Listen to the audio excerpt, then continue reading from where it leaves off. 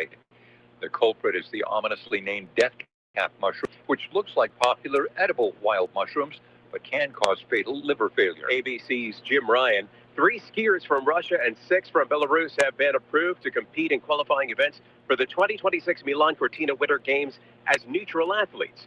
Russia and Belarus have been banned from Olympic competition over the invasion of Ukraine in 2022. Neutral athletes must not have publicly supported the war. Dave Packer, ABC News. You deserve a chair that works as hard as you do. X-Chair. X-Chair ergonomic seating is built to move with you. DVL technology adapts to support your lumbar. Side float infinite recline lets you lean back and relax. X-Chair gives you all-day comfort and productivity. Save up to 50% during the X-Chair holiday sale. But hurry, inventory is limited. Visit xchair.com and save up to 50% today. That's xchair.com. This is State Farm Agent John Wright. The smell of football is in the air, and the countdown to lifting championship trophies has begun. My award-winning team and I know the championship feeling, having supported high school football and local community events for over 30 years. If you want to know what it's like to be insured by the right team that is second to none, call me, John Wright, at 815-725-5052. Like a good neighbor, the John Wright team will be there when you need us. Battle of the Brave is back with a twist. For the 8th annual showdown, we're bowling for the brave. Join us as police take on fire in a head-to-head bowling competition at Town and Country Lanes in Joliet. Saturday, January 24th. Teams will compete for a $500 cash prize and bragging rights. But you don't have to pick a side. Come out for an afternoon of fun, food, and community, all to support a cause that truly matters. For 8 years, WJOL and ExxonMobil have proudly partnered with the 100 Club of Will County, providing financial support to families of fallen firefighters, police, and first responders. Every dollar donated stays right here in our community. No paid staff, all volunteers. So grab your team and visit WJOL.com for more details on how to register. Don't wait. Space is limited. Join WJOL, ExxonMobil, and the 100 Club of Will County for Bowling for the Brave. Saturday, January 24th at Town and Country Lanes, Joliet. All made possible by our generous friends at ExxonMobil. When you call or text 988, you're not talking to a machine. You're talking to someone like me. I'm here to listen to you and hear your story. You don't have to have all the words or know exactly what to say. I'll meet you where you are. Whether you're feeling hopeless, overwhelmed, or just need someone to talk to, we're here 24/7 because your life matters.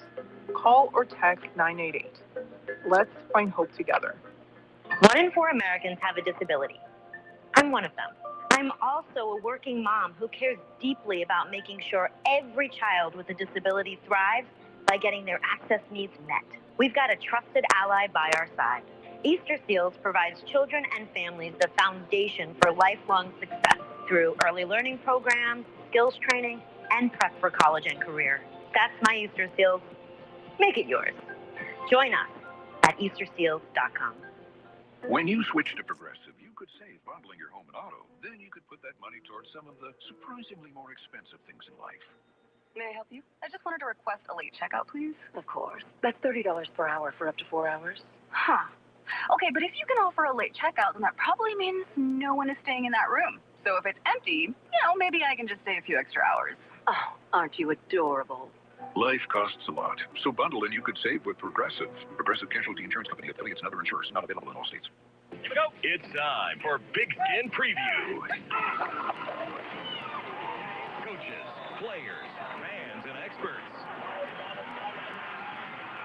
You get them all right here on Pigskin Preview. Powered by State Farm agents John Wright and Drew Mormon. On 1340 WJOL. And good evening and welcome. It is a weird, strange, way too late in the year, final edition of Pigskin Preview here on 1340 WJOL, Will County's News Talk Sports. EDGYTIM, along with the coach, Joe Rodriguero, Dave Dwyer Martinez joining us in the studio, along with Evan Bredesen. We will also hear from Dwyer Part 2 a little bit later in the 7 o'clock hour. But in the meantime, boys, one thing I learned over the last week, Joe and Dewey, I really didn't care for covering high school football in early to mid-December. You? It was all right. It was all right since I was in a press box. It was okay Yeah. for me. Just weird. No, Tuesday was weird. It was just absolutely weird. It was like the Twilight Zone. So we appreciate you joining us. We will be here for the next 2 hours trying to inform, and we probably won't do that very well. Try to entertain. I know we won't do that very well. No, not really. This edition and every edition, and obviously we want to greatly thank our sponsors, our main sponsors for Pigskin, John Wright, our terrific State Farm agent in Joliet, and Drew Mormon in Lamont. Like a good neighbor, Joe. State Farm is there. Big Five, not even on the list, Joe. Don't really bother care. with that no more. Don't want to debate Dewey anymore this year on the Big Five. You can keep your emails and text to yourselves now. You don't have to go back and forth. We will have some guests. We will have state champion head coach Jeff Reeds from Wilmington joining us at 6:25. The Seuss man, the Wizard of Kankakee, Steve Soucy, will join us at 6:45. And then Tyler Plants, runner-up Providence Catholic. And, Joe, that was an intriguing game, needless to say. That was an unbelievable game. Hard one to lose, man. Yep, Tyler will join us at 7:05. We'd love to take your calls. We are here for you for the next 2 hours. So again, boy, just Joe to kind of refresh everything that went down. So it started off great. Yeah, Friday was good. We got Friday in. Wilmington did what I think we all expected Wilmington to do. Yep, they were a machine for sure. Lena Winslow in 1A kind of did what we all thought they were going to do. They were also a machine. Which you predicted because Brown County's first time there. Yep, and they looked like it. Yep.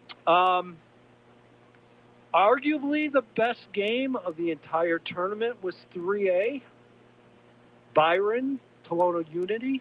Yeah, that was a really great game, and Tolono came to play, and that was the difference in that game. Yes. We all knew what Byron could do, but wow, Tolono really, really was able to exchange punches for the whole game and threw the ball really well. I got a question for you. What would Byron be without Considine? Yeah. Holy cow. Well, we'll find out next year. That kid is unbelievable. But again, terrific. It was at 56-50. 56-50. And then 7A. Then 4A on Friday. What we thought. Terrific game, kind of back and forth. Scary thing, Joe, this was not one of Rochester's better teams. No, they were very young, weren't they? Very young. So they are going to be a handful next year. But a great game. Yes. All under the cloud of weirdness. Yes. So we'll fill you in on the timeline. So Friday, I get into the studio in Chicago. I was in the TV studio in Chicago. And kind of like the pairings night, I walk in and they go, well, just to give you a heads up, they're meeting right now down at Illinois State and discussing the fact that they might postpone the games on Saturday because of the impending storm. That's all we heard about the whole week. Yep. Leading up this impending storm. Well, probably, I don't know, I started texting you, Mr. Dwyer, at about maybe 11 Yep. or 11. Said, hey, heads up, this could be happening. And then, Joe, it was like wildfire. Then all of a sudden, my phone's blowing up. Coaches are being told. I'm getting texts from them saying, I can't believe they're doing this. And, you know, it's football. We playing anything. Yeah, blah, blah, blah. Okay. And sure enough, it came about 1 o'clock that IHSA, and first time in history of the tournament, was going to postpone the Saturday games. And they would let us know, even though somebody kept texting me every 15 minutes. Have they decided? Have they decided? Well, what about 7A and 8A? When are they going to play those? Yeah, like I haven't had those 100 times. Obviously, details are getting worked out, but, you know, and guys, looking at how things went down, it was kind of the right call. I think so, too. I didn't have an inkling of it until halftime of the Wilmington game, and I went to go get something to drink, and I ran into Seuss, and he said, nothing's been for sure yet, but they're talking about canceling tomorrow. Yeah. He said, I'll let you guys know as soon as I hear something. And before we did leave the booth, before the end of the Wilmington game, we knew it was going to be, everything was canceled for Saturday. Do we right call? Yes, no? Yeah, I think no doubt the right call given the situation and everything. I just hope they learn from this. And I know you and I have talked about this. It's not the easiest thing to have a contingency plan. No. But well, ISU is your contingency. Right. And it would have been fine, but so Tuesday went off without a hitch. Obviously, we were both there. Wednesday, they couldn't. They're not going to cancel a basketball game.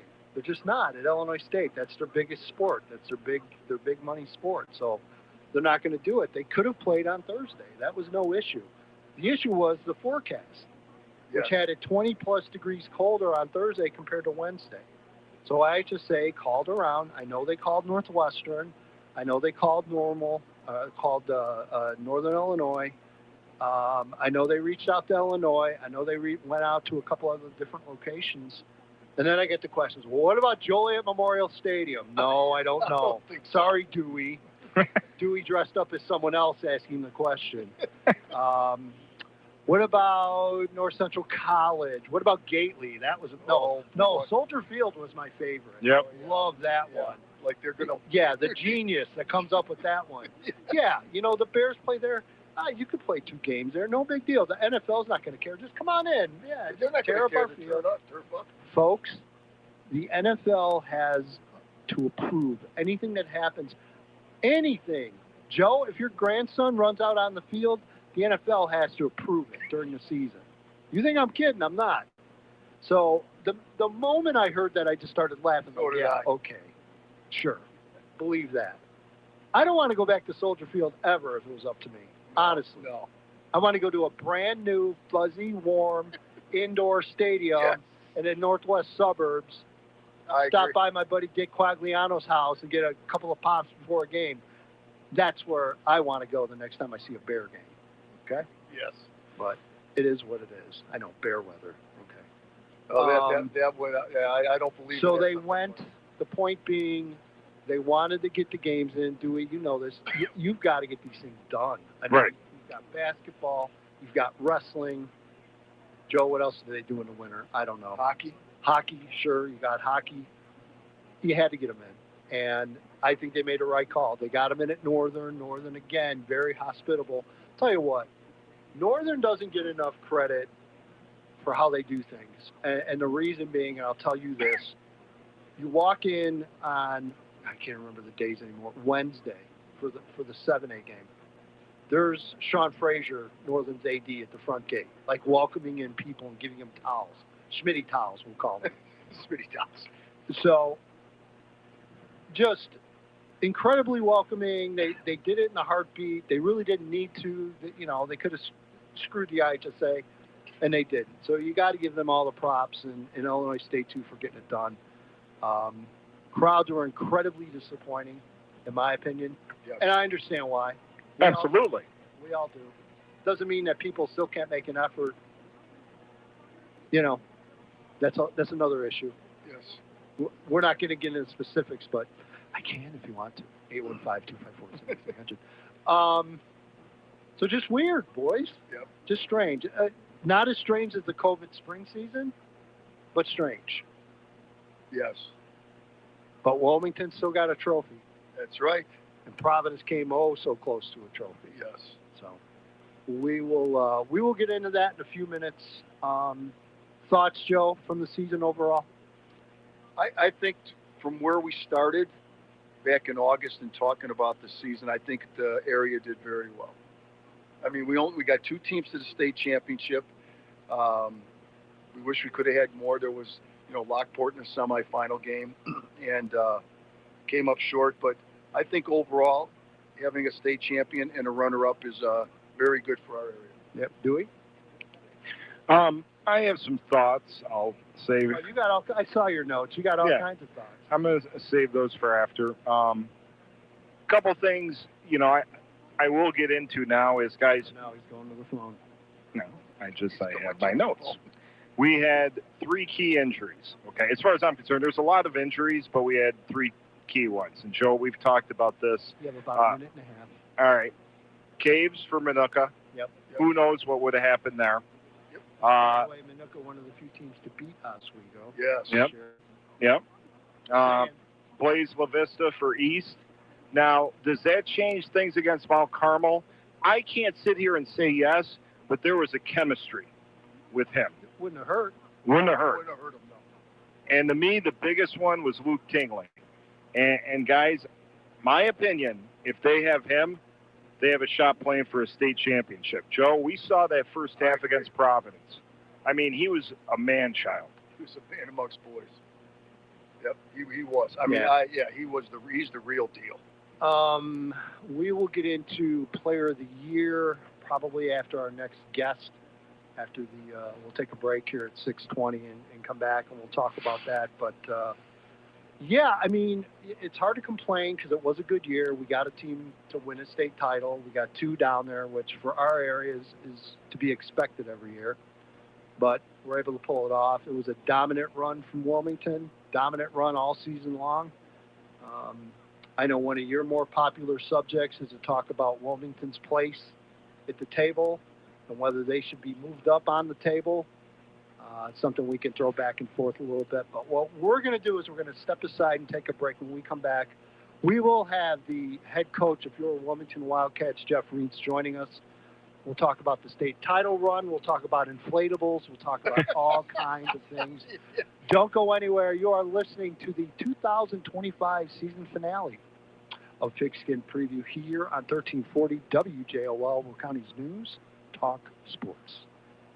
Hey, it's Scott Slocum. Big news. It's the end of an era. Mark your calendar now for Thursday, December 18th. We will be giving one last final performance of It's a Wonderful Life at the Rialto Square Theater. Thursday, December 18th. And yes, this will be the end of a 20-year run of our radio station's production of It's a Wonderful Life. We believe this is the best way to end the 100th year celebration of WJOL Radio. This will be a very special final show where we bring back some familiar voices for standout characters, including Joliet Mayor Terry Darcy and the beloved role of Clarence. It's going to be an amazing show, but it will be our last. So don't miss out. If you've never seen our production, this is the one to see. Tickets are on sale right now and selling fast. So get yours, and then let's all celebrate the fantastic story and our radio station's final performance of It's a Wonderful Life at the magnificent Rialto Square Theater, Thursday, December 18th. Brought to you by Darcy Buick GMC and Midland States Bank. Tickets at rialtosquare.com or in person at the Rialto box office.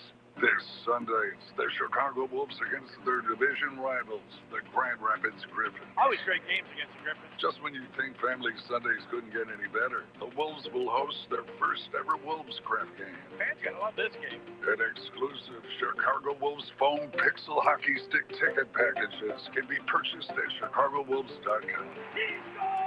Chicago Wolves take on the Grand Rapids Griffins this Sunday at 3 p.m. Get your Wolves Craft tickets today. Do you know what interest rate you have? With AutoPay, homeowners don't usually look at their statement anymore. I'm Chris Chernigit with American Commercial Bank and Trust, and I'm sure you've heard that interest rates have fallen.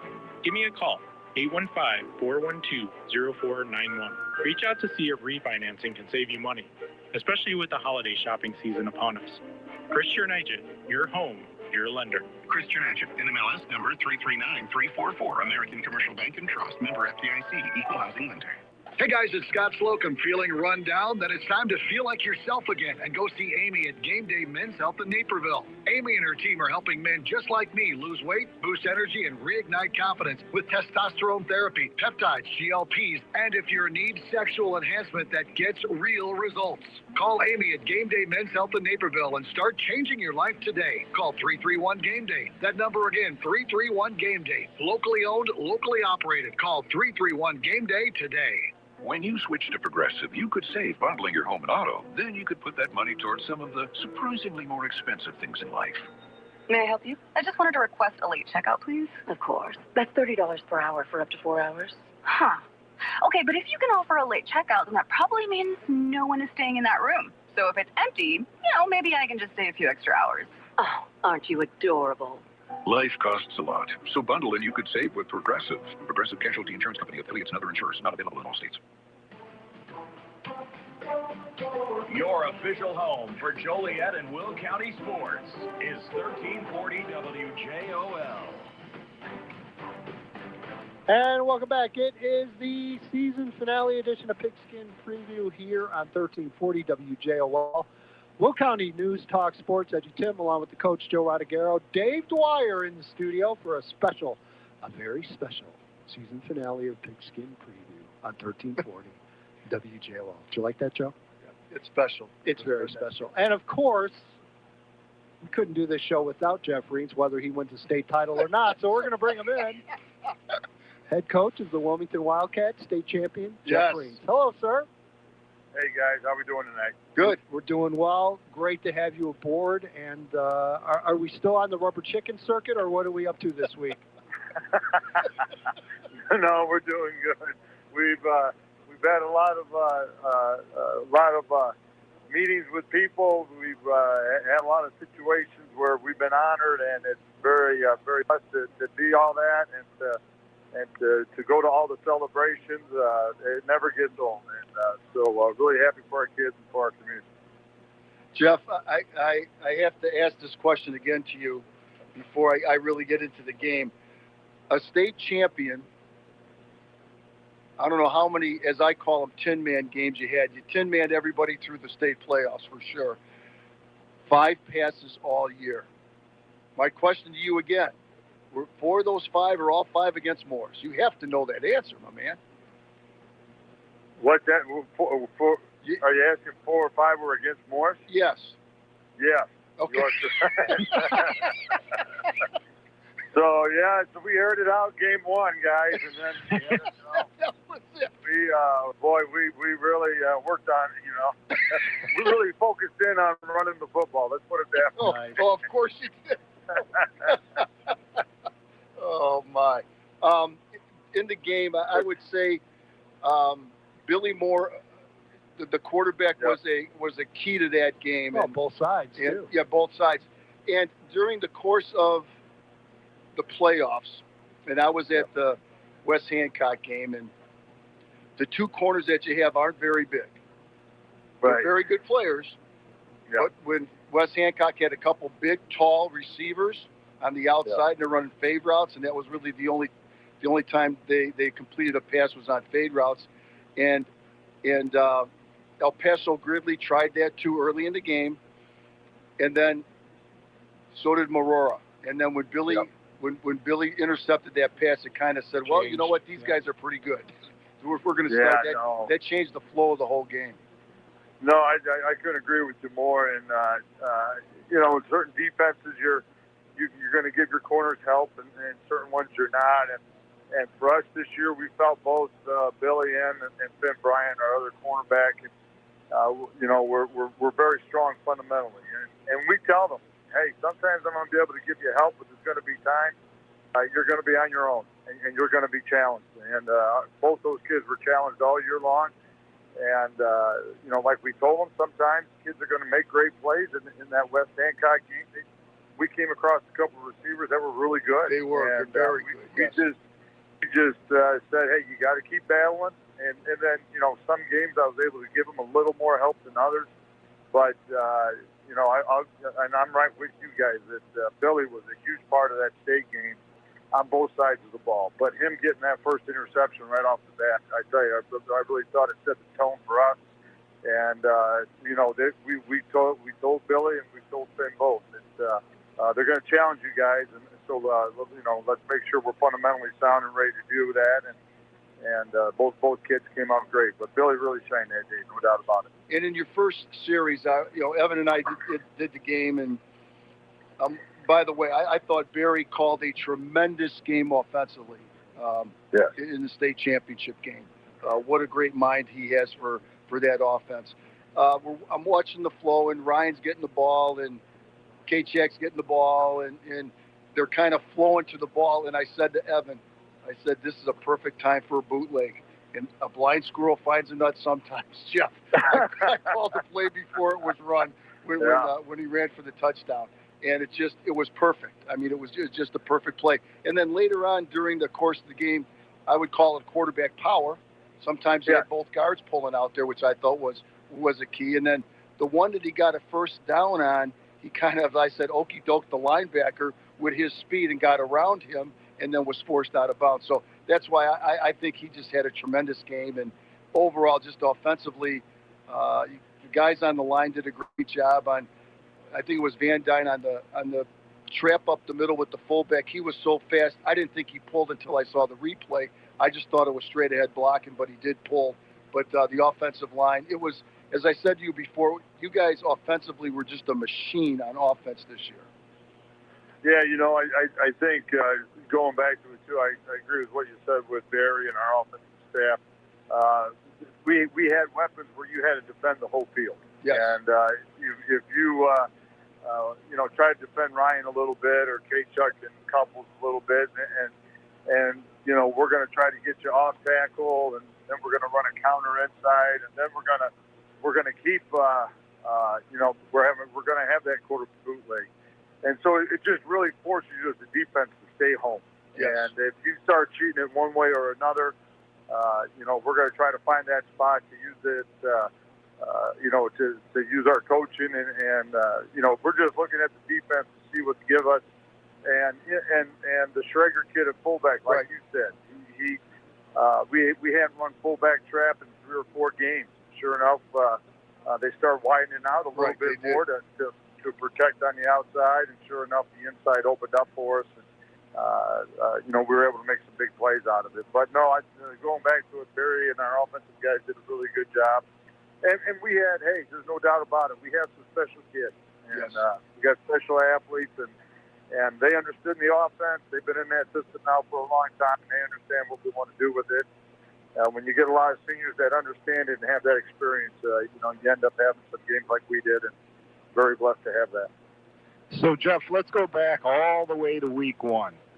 So I want to get into this Morris a little bit, the planning that went into it, and after you played that game, how you feel that sets you guys up for the rest of the season. Yeah, so, I mean, you know, us and them, and like a lot of people has been talked about, is, you know, we have trouble finding our non-conference games, and so it just so happens that us and Morris were both open, and, you know, we talked it over for a little bit, and you know, and it ended up for us being, and for them both. I mean, you know, 2 great football communities, this close to one another. Coal City and Morris had battled a couple times, you know, obviously, and so when the opportunity came for us, you know, we looked at it, you know, a little bit 2 ways. One, do we want to tackle a program like Morris? And to be quite honest, we didn't have any other choice. So we, you know, you have to say to yourself, do you want to do that? And I think we proved a lot during the game. Morris obviously ended up winning the ball game, but we went against a great football team, and I thought we hung in there, and I thought we took a lot of positives from that game.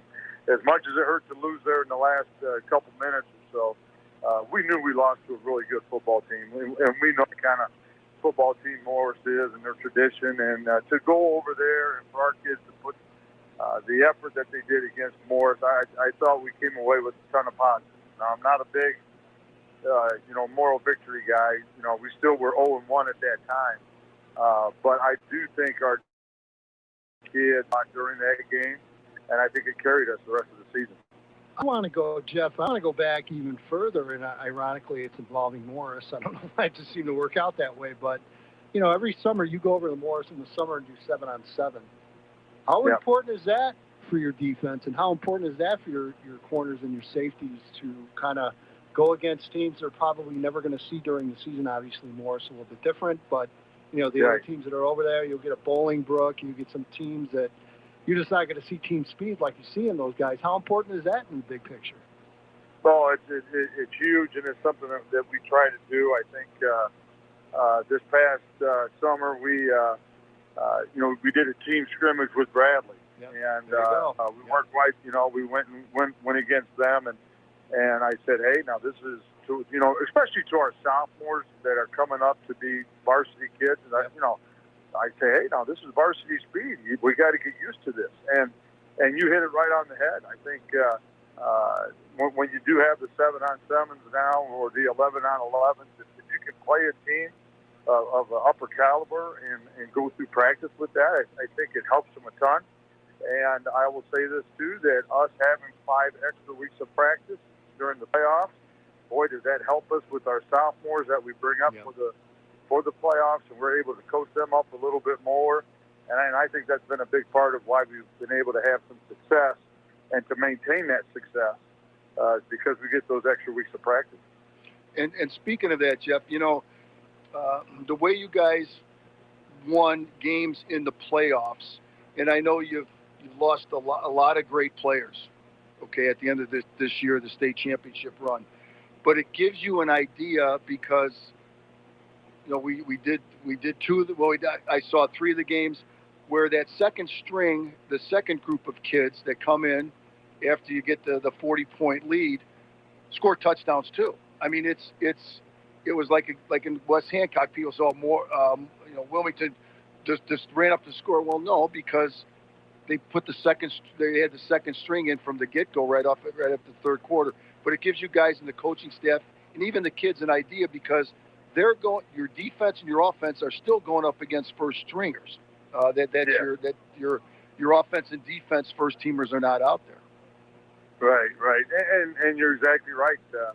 A lot of the time that we made those changes, our kids were still going against their number ones, and you know what a great to teach the kids. I mean, there's one way to, you know, everybody coaches them up during practice, but until you actually see them during a game, you know, you're going to make more strides with that player, watching them on film and seeing them on game film. And so for us to be able to do that and for us to get the experience for our kids to be out there during a game, you know, I think it just raises your level of practice because now those kids that are now on the scout team, now they're having more team or more time on the game field. Now they're just getting better. That's going to make them a better practice player. Well, if you're a better practice player, that means you're going to push the kid in front of you to be better, a starter. And so now get that competition thing going, and we get guys pushing one another, and just I think that whole thing raises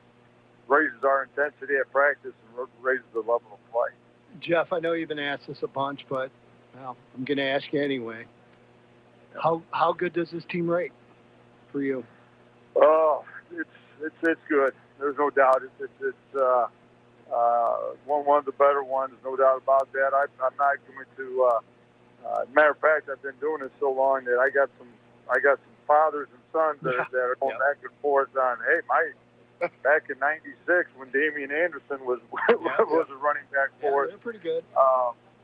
You know, and so there's a lot of arguing going on with that, but like I was telling we had an awards night just the other night, and I said, well, I'm not going to say who the best team is, but I'm going to tell you this team right here has a great argument for, you know, for saying that they might be the best. And just a really good group of kids that came together and played well, and you know, kudos to them. They deserve it. All right, well, we're going to give you about 250 days off, and then you're going to have to get back after it again. So, but again, just appreciate your time all season long, and even putting up with our nonsense in December. And again, just congrats to you, Jeff, and your coaches and everyone out in Wilmington. And just appreciate your time, and you know, we'll talk to you down the road. Yes, congratulations, Jeff. Well deserved. Fellas, hey, I really appreciate it. I've always said this. I think the Joliet area is as good as they get football-wise. And you guys do include us and to cover us is just awesome. And we really appreciate all your help. And I can't believe the football season's over so quick as it is, but it is. And you guys make it a lot of fun, so I appreciate it. Thanks, Jeff. Thank you, Jeff. All right, Thanks. Jeff Reentz joins us from Wilmington boys, and 2 wins away from 300. That'll happen pretty quick next year. It sure will. Yes, it will. Well, I mean, you can't argue with what he's done.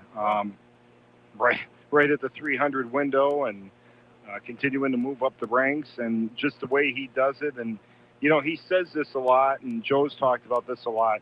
He, for the most part, with Coach Southpaw and some of the other ones, he's kept a lot of those coaches intact with him for a long time. And you guys know that's a big part of this, too. Now you know why they were so good in the way they did it. Yes. well coached. I mean, there's no question. You know, when I talked to Jeff before, you know, you get the stat sheets and you get all the stuff online. The one that I looked at, saw that just jumped out to me. Penalty yards, none. Yeah. The only penalties I think they had the night we were there, Saturday night in the semi, was the offsides when they were trying to field goal at the end. But they have no penalty yards with that type of offense. That's unbelievable. Yeah. There's no procedure calls, no holding calls, no nothing. That's how good that offensive line was in that team offensively. Hey, before we take a break, I'd be remiss not to mention this. A legendary coach passed away last night, Jeff Thorne, longtime coach at North Central College, and you know Jeff's been around the high school football scene forever. His son Peyton, great player at Naperville Central, went on to Michigan State and Auburn as well. Unfortunately, had a battle with cancer. I had seen Jeff last summer at the North Central camp. I'd see him out there every year. He looked good. He was, you know, I think he kind of went through a first round of chemo and seemed to be doing pretty well. And, you know, Evan, unfortunately, it's just one of those diseases that suck.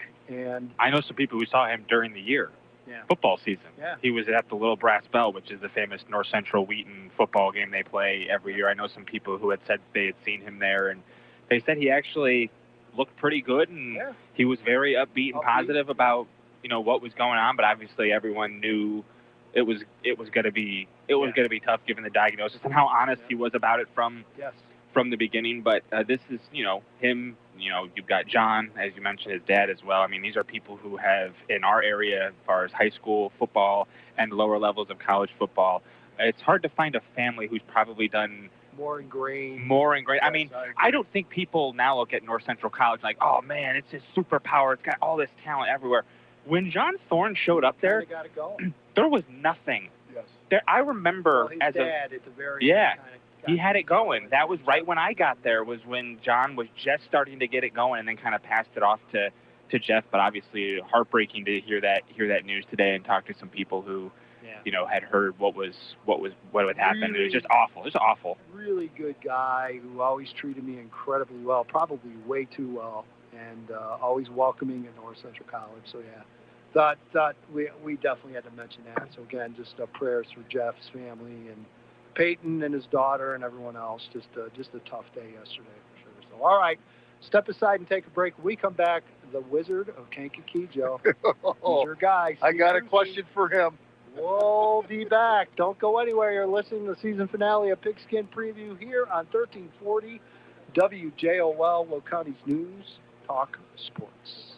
In times of loss, the support of your community can make all the difference. At Farkas Funeral Home, we've been a part of the Joliet community for years. We understand the importance of honoring loved ones while also embracing the strength of our community. We believe in supporting the people and places that make Joliet home. That's why we're more than just a funeral home. We're your neighbors, here to offer comfort, guidance, and resources during difficult times. Farkas Funeral Home, serving Joliet families with compassion and care, today and always.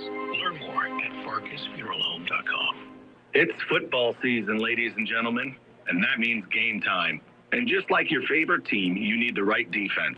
At the Drew Mormon State Farm Agency, located in Lamont and proudly serving the surrounding areas, we've got your back. From auto, home to life insurance, my team and I will help you make the winning play. And that's saving money while protecting what matters most. So don't wait for the fourth quarter. Switch today. Call the Drew Mormon Agency at 708-799-8020. So right now may be the perfect time for you to rethink how you pay for health care. And here's why. This time of year is decision time for a lot of people, but it's also when you can join MediShare and save even more than usual. For many families, joining MediShare means saving about $500 a month, which is a game changer for a lot of people. More than 1 million people are part of healthcare sharing now because it just makes so much sense right now. And MediShare is the gold standard. Members like it a lot. We know this from member surveys. MediShare has been around for over 30 years. It is a proven thing. And if you join before December 15th and you mention the promo code SHARE, they'll waive your application fee. So you save $100 right off the bat. I'll give you the number here in a second, but just call. You'll get a price within 2 minutes. And again, the deadline's December 15th.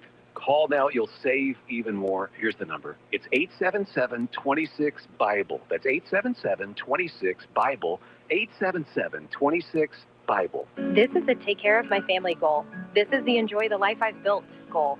This is the set up a foundation goal. This is beauty, where your goals become lasting legacies. Through bespoke plans that maximize your wealth, through partnerships that give you peace of mind. Because building wealth, tending to it, and passing it down secures a brighter future. Busey Bank, building business, growing wealth since 1868. Member FDIC. This is the time of the year most of us are checking off our holiday gift list. Identity thieves have lists too, and your personal information might be on that list. Protect your identity with LifeLock. LifeLock monitors hundreds of millions of data points every single second and alerts you to the threats you could miss yourself. If your identity is stolen, your own U.S.-based restoration specialist is going to work to fix it, guaranteed, or your money back. Make this season about joy, not identity theft, with LifeLock. Save up to 40% off your first year at LifeLock.com with the promo code BECK. Terms apply. I know that hiring can be challenging. You need someone to match your role perfectly. Well, now you can meet them fast on ZipRecruiter. Build your team, build it sooner. Meet your match on ZipRecruiter. Just head to ZipRecruiter.com/free right now to try it for free. That's ZipRecruiter.com/free. Meet your match on ZipRecruiter. Try it free.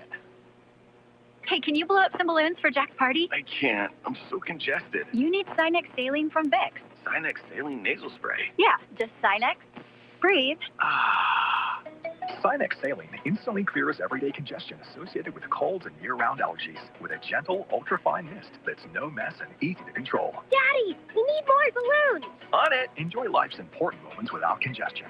Try Sinex Saline from Vicks. Just Sinex. Breathe. Use as directed. High school football on 1340 WJOL.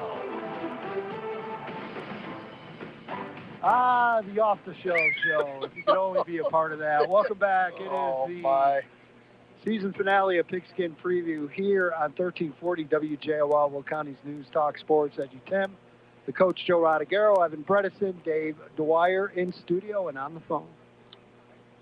Simply known as the Wizard of Kankakee. And darn it, we're going to keep calling you that until it sticks, Steve Susie. Welcome aboard. Hello, gentlemen. Hello, Seuss. We have all kinds of deep questions for you. Joe, we're going to let you start the firing line. Go ahead. I'm going to ask you a question. You may know the answer. You're all powerful and, knowing. Thus the Wizard of Kankakee. That's why I call him that. Wilmington wins the state championship, throwing 5 passes all year. Has there been another state champion at any level that you can think of that's thrown less than 5 passes to win a state championship?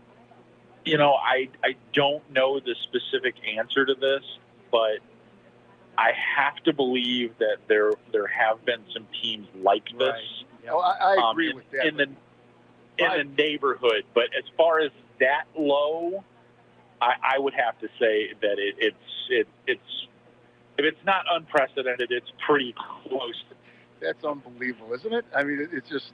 Yeah. I mean, you're with the press guys, and Evan and I mean, I don't know these guys that are from all over the state. Joe, we're all dorks when it comes down to it. Okay, there's different. There's no different level of dorky. How can this team win only throwing 5 passes? Well, you're going to see how they do it, and they did it. Okay. Yeah, it was really an impressive display by that football team all season long, and I talked to some of the guys that have been there forever over the course of the 30 years that program's been running the way that it has been, and I asked a few of them, hey, I don't want to get into the argument about whether or not it's the most talented team you ever had, but is this the team that's running this stuff?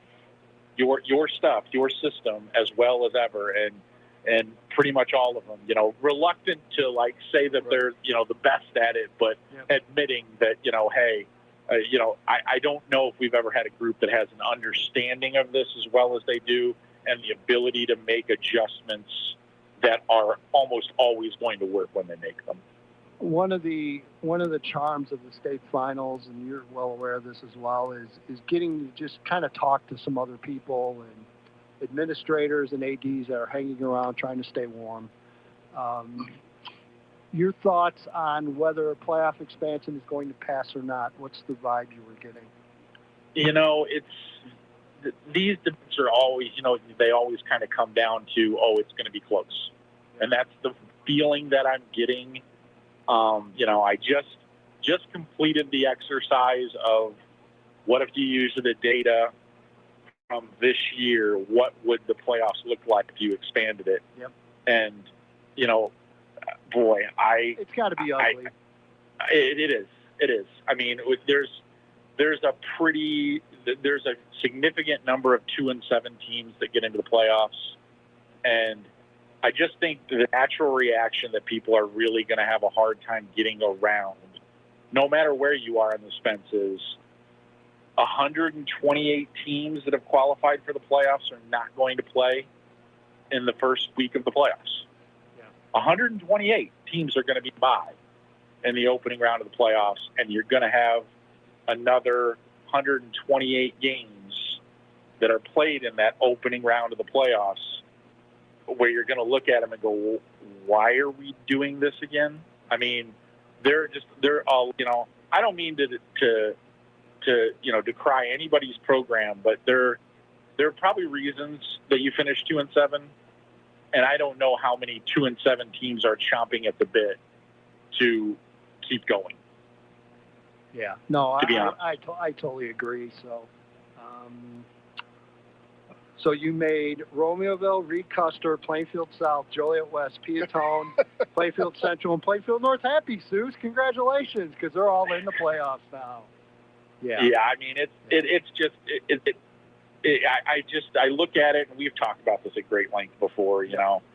Everybody looks at the isolated examples, and I think when I looked at it genuinely, I was like, okay, there's a team seeded 38th that do on this, based on this bracket, might win a couple games. Yeah, sure, but absolutely. But it was very isolated. Those instances were extremely isolated. So we're going to change everything for those few isolated incidents. And I mean, that just doesn't make a lot of sense to me, because it comes with it moves the season up a week. It's like, and all these little nuanced things to it that I don't know if everybody's really considering. And at the end of the day, is it going to ultimately change anything? No, I don't really think it is. And I think one of the other offshoots that people are so upset about is, the Catholic dominance at that level. Well, you know what this system does?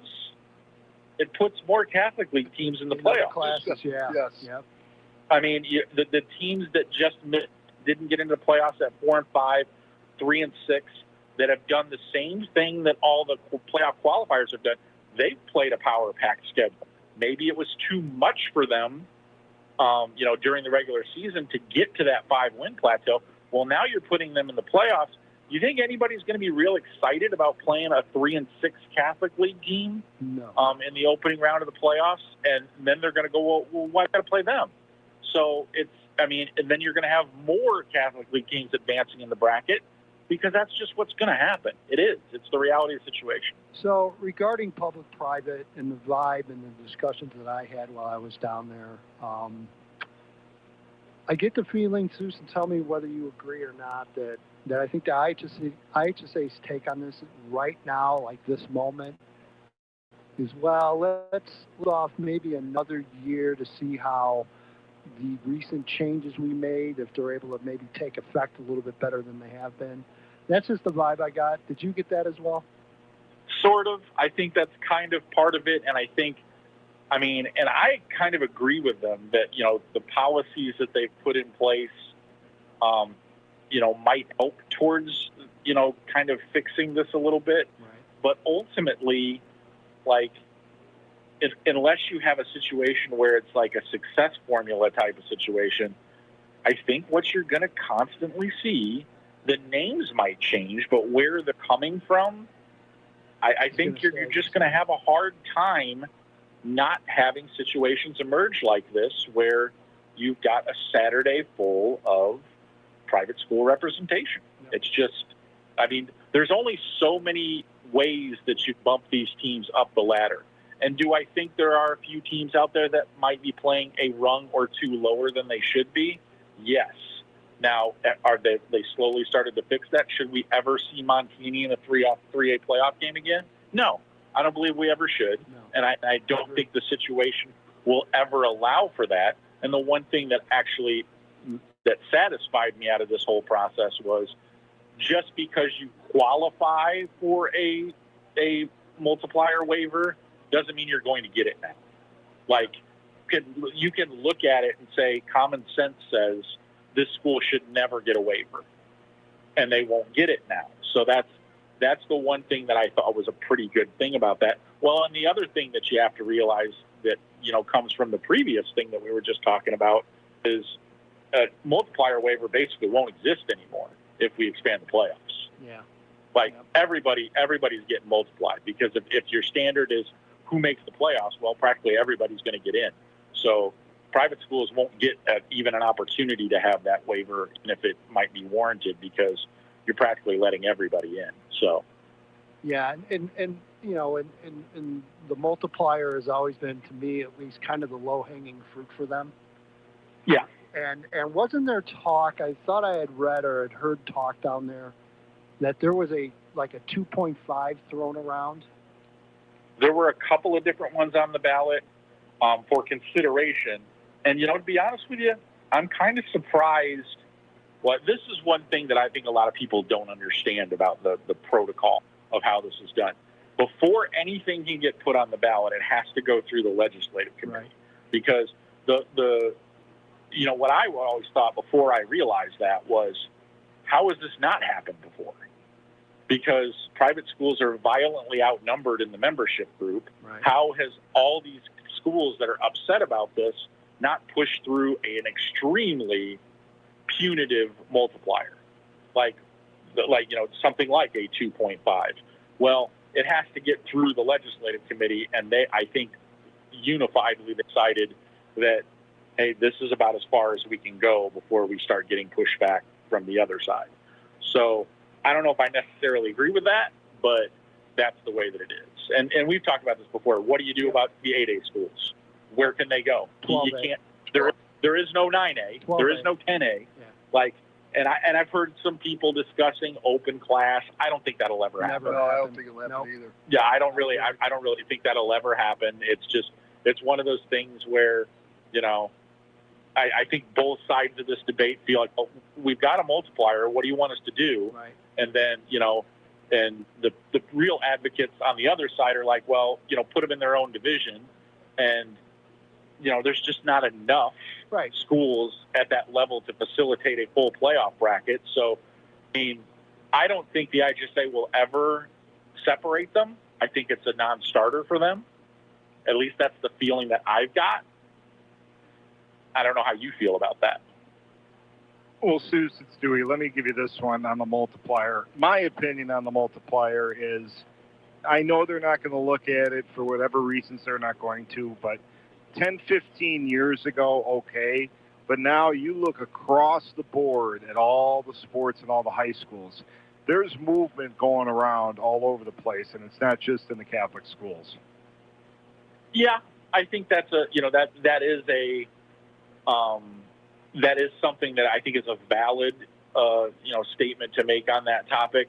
I think, but what I think the more extreme programs that are obviously actively working to build their programs that don't have any restrictions, I think a lot of people feel like, well, hey, it's gone a little bit too far on that front.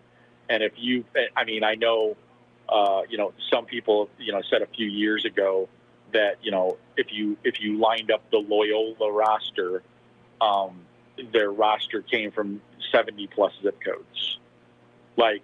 And that's the kind of thing that when people look at that factor, they're like, yep. Yeah, they should have a very restrictive multiplier because they're drawing from an enormous population base. And private and public schools do not have that. I mean, if a public school doesn't have a true varsity level quarterback in their program, they can't do really anything about that. They just got to make it work. and the rules are not the same. It's like you can say, well, yeah, they get transfers too. Well, yeah, they do, but I mean, the legality of it is they can't do any active solicitation. I know it happens. I'm not naive, but in doing so, they're breaking a rule. All right, Sue, say we're going to cut you loose. Always appreciate you hopping on with us. Another great year from you and Friday Night Drive. And again, just, well, you know, I'll be talking baseball with you soon enough. So, Hey, number one pick, baby. Let's get it done. Steve Susie, the Wizard of Kankakee, joining us. We always appreciate him, Joe, and always willing to hop on and mix it up with us a little bit, which is why we like him. We could talk to him for 2 hours. Oh, no doubt about it. All right, that is hour number 1. Don't go anywhere. Hour 2, Tyler Plants from Providence. We'll have a few other members of the sports department joining us, and we'll throw it around in the 7 o'clock hour. This is the season finale edition of Pigskin Preview here on 1340 WJOL, Will County's News, Talk, Sports.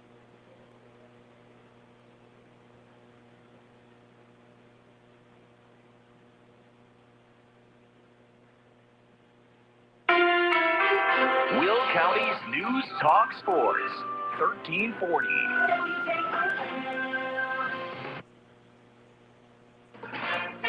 From ABC News, I'm Dave Thacker.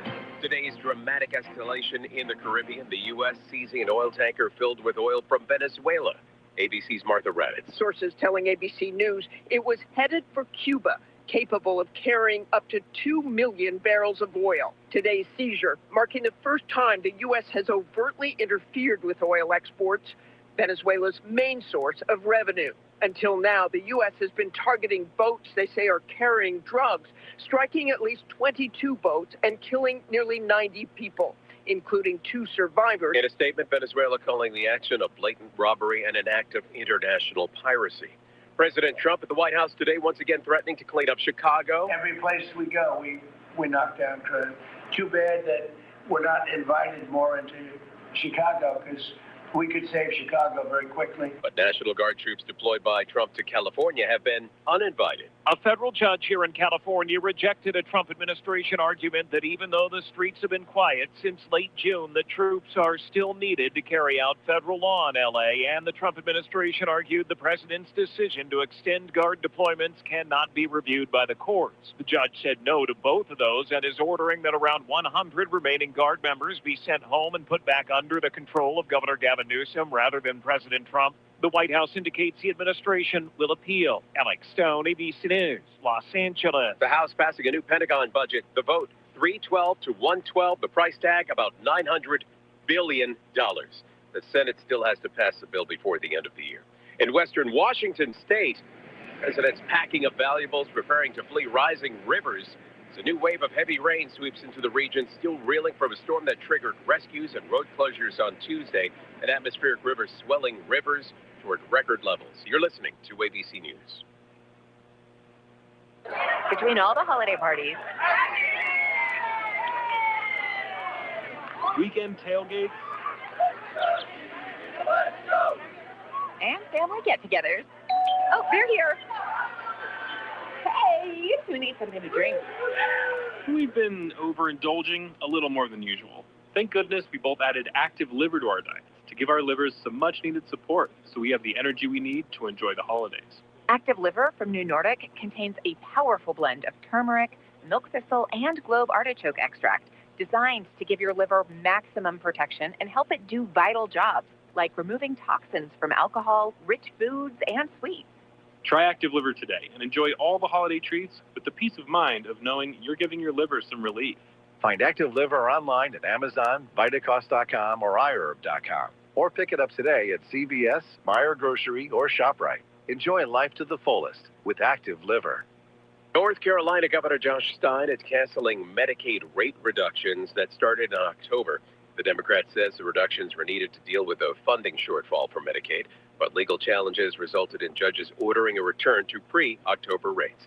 New details in that October Louvre heist in Paris. We've just learned that there was a security camera over the other side of the Louvre at the spot filming the robbers as they placed a cherry picker and then cut a hole in the window and entered the building. But the image from that security camera was not transmitted live to the security guards in the museum's control room. In fact, it was only seen about 4 minutes later, by which time the robbers had already smashed the glass cabinets, grabbed 8 pieces of France's priceless crown jewels, and had left the building. ABC's Tom Sophie Borage. Delivery robots are appearing in more communities, but they're starting to press some buttons. We're getting reports of collisions with people, with pets, with bicyclists. We're getting reports of obstruction. Josh Robertson started a petition calling for the city of Chicago to pause the delivery robots until there's more safety data. Serve Robots, which unloaded the vehicles in Chicago, says they welcome feedback. Author and philanthropist Mackenzie Scott donated over $7 billion to nonprofits this year. That's up from $2.6 billion in 2024 and $2.1 billion in 2023. Dave Packer, ABC News. I'm Ed Evans, CEO of Consumer Cellular. Ever wonder why Big Wireless wants you on an unlimited plan? They probably want you to cover the cost of those 20-somethings using all that data every month. But most people 50 and up like me only use 12 gigs or less. Don't get bamboozled by Big Wireless. Switch to Consumer Cellular. Our plans start at just $20, and we use the same towers as the big guys. Join the millions who choose something better, because if you're not using all that data, you're probably getting used. Call 1-888-FREEDOM or visit consumercellular.com/facts. Plans include $5 credit for auto pay and e-billing. See site for additional facts.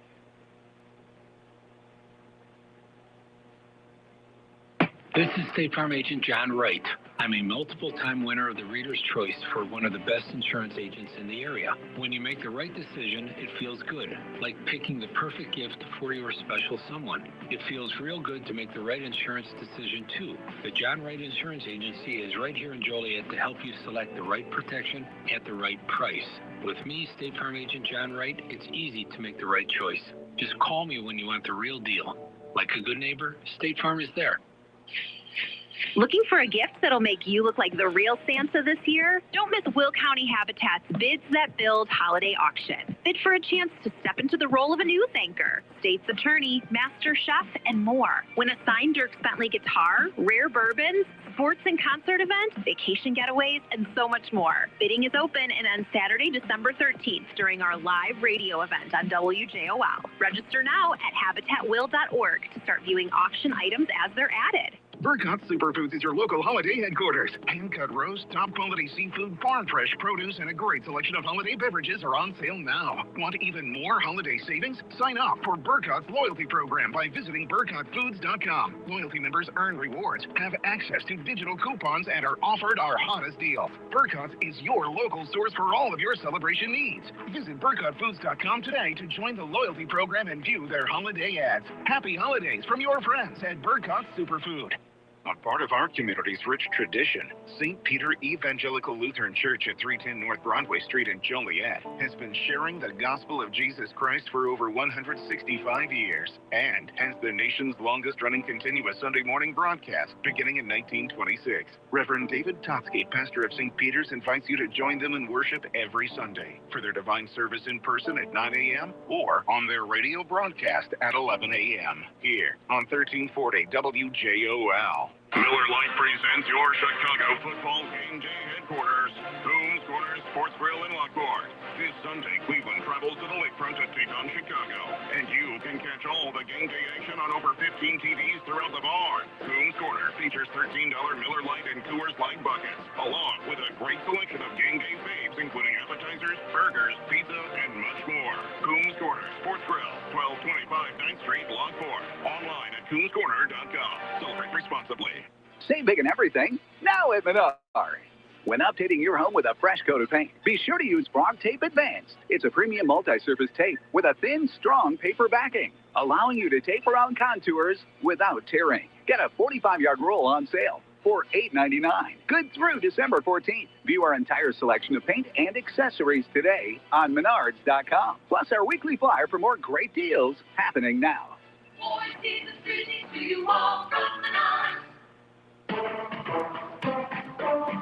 High school football on 1340 WJOL. And welcome back to hour number 2 of the season finale of Pigskin Preview here on 1340 WJOL, Will County's News Talk Sports. EDGYTIM, along with the coach, Joe Rodegaro. Dave Dwyer stepping in and sitting in with us this evening, along with Evan Bredesen. Gentlemen, I don't believe we ever had a Menards Christmas commercial ever on Pigskin Preview until this evening. First time ever. Well, we're going to go out to the phone lines and be joined by the head man in charge of Providence Catholic. His name is Tyler Plants. And Coach, welcome to the end of a very weird and different season, but obviously a pretty successful one for you in Providence. Yeah, it was a great year. Definitely bizarre in a lot of different ways. Yeah. But yeah, no, great year. Crazy playing football all the way in December. But, we'll take every week together, every extra practice we can get. So it was a journey, but it was a fun one. Tyler, speaking of the weirdness of all this, once you guys found out on Saturday that the games were going to be, or on Friday, the games were going to be canceled, what was your Saturday, Sunday, Monday like with the team? Well, it was kind of funny because Friday we were told that it was an absolute go. And then like an hour later we said it wasn't. So then it was Saturday. We ended up saying, hey guys, like it almost felt like you were canceling Christmas in a way. Yeah, I can imagine. So like the kids were going. It was actually a really cool Friday. Miles Boykin came down. Coach Harry Easton came in and spoke with a group. Practice was like perfect. Father Merck had an outstanding homily. Dinner was outstanding by the Plastic Moms, who are the best in the country. And then kind of when we heard the news, we're like, hey, guys, like, you probably have to sleep this one off. So Saturday, we did that. Sunday, we went to Joliet Junior College, thanks to Coach Craig Braun. He got us in over there, and we had a great practice, met a little bit. Monday, we came back out, and we practiced a little bit on the field. We couldn't get anyone to clear it off, so it was one of those where it was like really productive to start that ended into a snowball fight. So the kids were so it was really fun. So the kids was a good memory for those guys. And then we kind of redid our normal routine on Tuesday. So we had the kids kind of get out of school at 8, did our normal pregame mass into a meal, and then took off down south. So it was, we tried to keep it as orthodox as possible and kind of just soaking the days together. But it was one of those where there's no manual. Yeah. You just got to kind of put it together and lean on the seniors and kind of see what they want to do and lean on the staff. And it was different, but we figured it out. Well, you should have called me, Tyler, about the snow. Because, back in the day when I was the assistant athletic director for Seth, played a playoff game on a Saturday. It snowed on Sunday. And we're talking about maybe an inch of snow, and it was all over the field. Well, a few years before that, they tried to use the snow plow and tore the field up. So Seth he goes, Rod, you got to get the snow off the field. I said, what are you talking about? So I started calling around, and a guy from Lincoln Way Central, I knew one of the maintenance guys, said, why don't you just flatten the snow out? It's supposed to be sunny outside. I said, the sun will melt the snow because there's oxygen in it. You flatten it out, get the oxygen out of it. So I told Seth, give me the keys to the golf cart. I'm going to get the roller. And he started laughing. He goes, come on. I go, I'm telling you, I'm going to get the snow off. So, of course, my classroom was up above the gym by the wrestling room, so I could watch it every period. And I had it all done by 8:30, 9 o'clock. And Seth, I would come in, and I'm freezing, and he's laughing at me. I said, Seth, don't laugh. It's going to work. It's God is my witness. By 11 o'clock, every flake of snow was off that football field. I said, Seth, come on up here. I got to show you something. He couldn't believe it. Now, whether I know on turf it might be a little bit different, but that's when it was grass. But all the snow was off the football field. He couldn't believe it. I'm writing all this down. Yeah, I'm writing all this down. I did not. Come next year when we get a foot of snow. Yeah, call Coach Rod up. I'll try to take care of it for you. We'll be having the kids doing donuts out there. There you go. Tyler, all these years I've worked with this guy, I never realized I had the Sod Father Part 2 sitting next to me. It's amazing. It's amazing. You know what I'm telling you? You got to have these conversations. You just learn. I know. That's right. I know. Yeah, I told you. Just give me a call. I'm available. Well, under the circumstances, pal, I hope we never have that conversation ever again. Oh, gosh, yeah.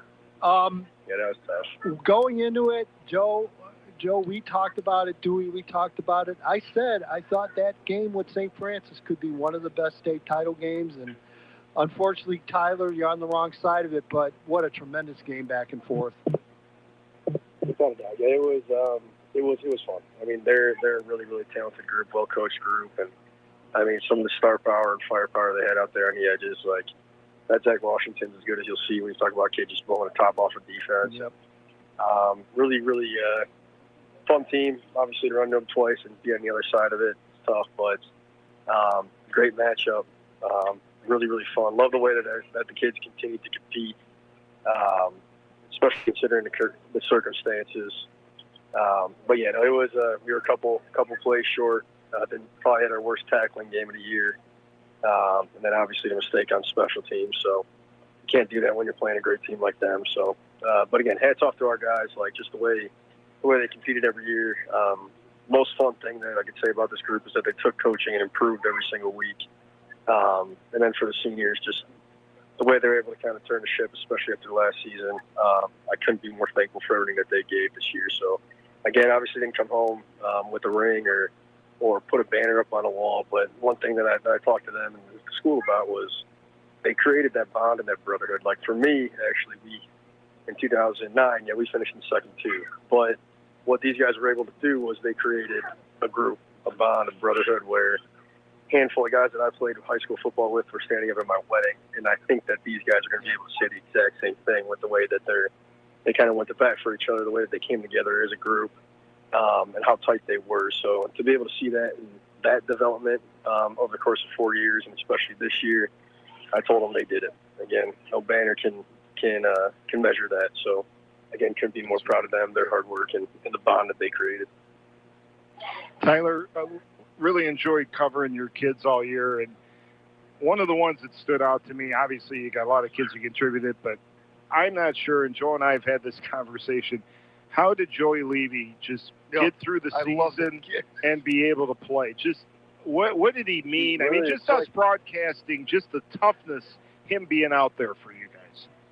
He was just an ass kicker, man. Like there's times where he couldn't walk, and he didn't want to come off the field. There's times where we're getting onside kicks, and he was like a hitter out there on it, and he didn't want to come off the field. There was probably about, I want to say week 2 or 3 was really when he went down. So realistically, you're getting 75% of that kid for a good chunk of that season. So like, only imagine what he would be at 100%. But like the other probably comparison I'd make is like a demolition derby car, where it's like you're not going to come out of that thing unscathed. Where it's like your ears are pinned back, and whatever's in the way is going to get it. But like the underrated thing about him too is he has elite ball skills. He's got elite speed, so he can go make moves. He can do a great job with the ball in his hands. But then you're on the train tracks, and it's you and him. There's only one guy that's going to be walking away from it, and it's going to be him. So that mentality, that toughness, I think is definitely a huge identity piece that we tried to carry with our offense. And then just like the relentlessness, I think that was a spark throughout the game where there's times where he's hobbling and walking and rolling on the ground. There's actually a play this year where he's cramping. He has like a really serious cramp, and he's like taking his drop on kickoff return, sets his feet, starts cramping, so he starts rolling on the ground. And 2 or 3 cover guys actually just stop. So we actually return the ball all the way for a touchdown because they're like, "Is this what's happening here?" So we watched it live on tape. We're like squinting at Joe. Joe's literally rolling like 15 yards because he's in so much pain. Yeah. And then Xavier Coleman takes it to the house. So it was nice. That was a clinic tape one where I might have to show that one here in the spring. And hey guys, if you can't block the kickoff return team, do something weird. Just roll. Wow. it was beautiful. Awesome. Gosh. You know, and again, Tyler, I had this discussion the other day. You're aware of it, obviously, but I think a lot of people might not be. Man, you had a young team this year. There's a lot of your kids coming back for next year, and that's got to make you feel good going into the winter. It is. It's great to be able to have it at some key positions. Like your corners are both coming back. Yep. Be able to have a young quarterback who really matured throughout the course of the year. Tailbacks are back. We'll slide our tight end down into tackle. So basically both of our tackles are back in a way. Obviously we're going to miss a lot of those linemen. We're going to miss a lot of those seniors. Our inside backers will be gone. Our safeties will be gone. Our interior line, left tackle. And then Xavier Coleman, obviously, has been a mainstay for us these last 3 years. But it is really exciting. It was a lot of a headache for a lot of the year. Where it's like you can only teach so much. A lot of things you got to just learn via reps. But for them to mature, take coaching was huge. And for this great group of seniors to be able to really teach them how to do it the right way is outstanding. And now for a lot of these guys to be coming back with 2 more years of varsity football is really, really exciting for the staff. You know, mentioning Mr. Coleman, Dewey and I, we did the game against Loyola, and basically he dropped 2 touchdown passes. But after that point, we had the Joliet Catholic game, and then we had a few more games. He caught everything in sight after that. He just, to me, he went to a different level during the playoffs for you as far as receiving the ball. So for Xavier was actually not cleared for the Loyola game. So he was not, he didn't practice for like 2 weeks up to that point, or really that week for sure. So we completely shut him down. We wouldn't put him in pads. We wouldn't let him go. And then X came up to me before the game, and he's like, I want to play. And I'm like, I can't. I don't want to jeopardize you. I went to the trainer. The trainer's like, I don't want to jeopardize you. And then usually we have the physician assistant that comes in, and we had the doctor actually come in. The Dr. A came into the game, and he runs up to Dr. A. He's like, Coach, Doctor, can I play? And he's like, all right, well, I'll put you through a series of tests. Put him through a series of tests about 40 minutes before kickoff or 60 minutes before kickoff. He's like, yeah, your ankle looks really good, and let him play. So realistically, X didn't catch a ball for like 2 weeks before that game. Yep. So that was a little bit of it. But when I saw him go on that one route, like right before the half that he dropped, I was like, oh shoot, X is back, perfect. Because that was as good as I've seen a receiver run in my last couple of years. Was that one where I'm like, okay, well, and he was kicking himself that he dropped that ball, and I was like, dude, the way you cooked that guy, like he's going to be scared for the rest of the game. Yeah, no doubt about it. Well, again, just want to thank you, Tyler, for joining us all season. We certainly enjoyed it, and again, looking forward to bigger and better things from you and from Providence over the next year. Yeah, we really appreciate all your coverage of our guys and of our program, and really always appreciate you having us on. And again, thank you guys for always being such great ambassadors of the game. I don't think a lot of people in a lot of areas have what you guys do. So we cannot thank you guys enough for the time you give and the energy you give to the boys and to us. So cannot thank you guys enough for all you do. And Joe, Tyler wanted to emphasize ass and ambassador. So Thanks, buddy. Maybe that's what he was thinking, but no, he actually said the right word. Tyler, you have a great Christmas with your family, too. Absolutely, Tyler. Absolutely. Merry Christmas, guys. I'll talk to you soon. All right, Tyler, take care. Tyler Plant's joining us from Pigskin, on Pigskin Preview. And had to throw that in, Joe. Yeah, that was good. But again, Tyler's been great with us all year and really enjoy our conversations. And what I like about him is he's very straightforward, comes right at you. You know, he doesn't play around. He doesn't give you smoke answers. He comes right at you, and I definitely have appreciated that. I think he's learned, Joe. I think the more we've talked to him, the better he's, just naturally has progressed. Of course. He's a good interview, no doubt. Yep. So we appreciate him really all season long, and the coaches' wives and everyone else for putting up with our nonsense over the last year and sacrificing their Thursday nights to join us. And we appreciate it. We know it's a lot. Yep. Especially this late in the year. I mean, come on, we're at almost mid-December and we're doing a goofy wrap-up show. So, strange. As I mentioned, if we're talking 2026 guys, they've got to be right at one of the very tops of teams to watch out for going into next year. I totally agree. I have them checked off. I have Bolingbrook also checked off. Yeah. Watch out for them. 17 starters back, and you've got some highlight players there coming back as well. So we'll see for sure. Yeah, Providence has got what I counted a little bit. What I did, they have 15 guys coming back. I know the Catholic League conference realignment came out. Do you have the schedule there by chance? I don't have the schedule, but I have the teams in their division. So they're basically staying in the orange. Joliet Catholic is moving out of the orange and going to the white. Okay. So give us the orange. Okay, the orange will be Providence, Fenwick, Carmel, and St. Iggy. Ooh, that's tough because Carmel is going to be pretty stacked next year. Trey Taylor, the ever-popular Trey Taylor from Carmel, be in his 8th year of high school football next year. So someday he'll graduate and wind up in Nebraska. I don't know when, but they're going to be really tough, and obviously Fenwick returning. So JCA moves to the white with DePaul Prep, IC, and St. Lawrence. IC will be very good. I don't know what Lawrence has coming back. They were a good team this year, obviously. I think they're kind of Gillespie was a senior. He's a baseball player, so he'll be gone. But we'll see. I think that's a little more tolerable. Is that the word for JCA?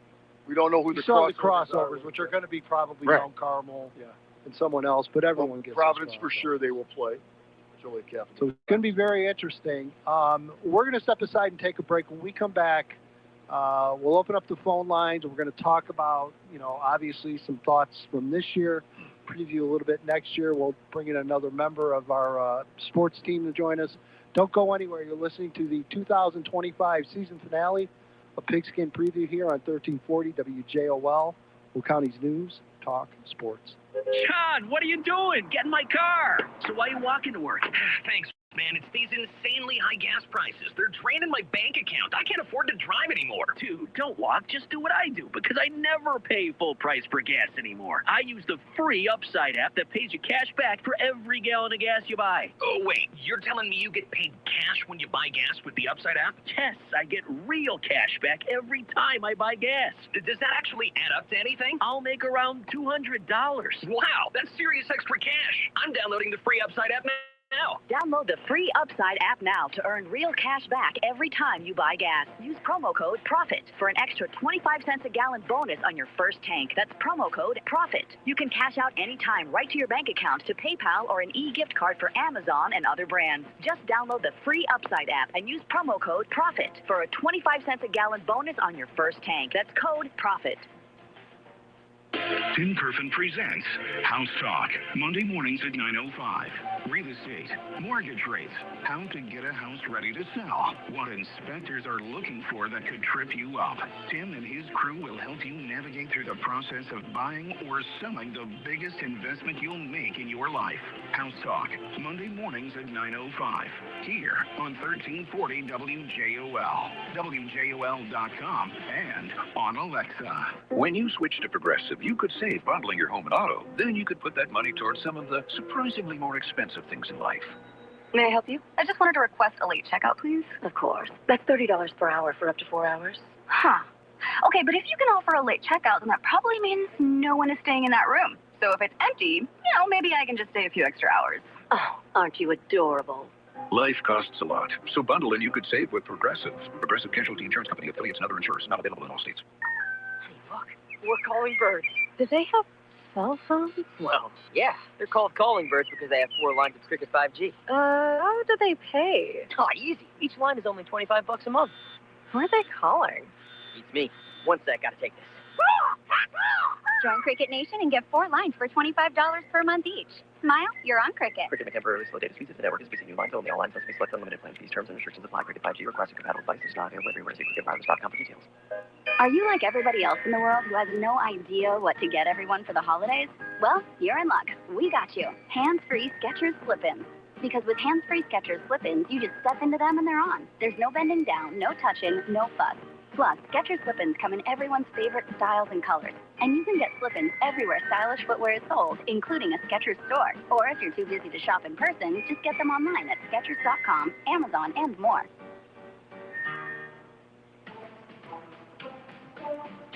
Your official home for Joliet and Will County sports is 1340 WJOL. And welcome back. It is the 2025 finale, the season finale of Pigskin. Like, what week is it? Oh, I'm so confused.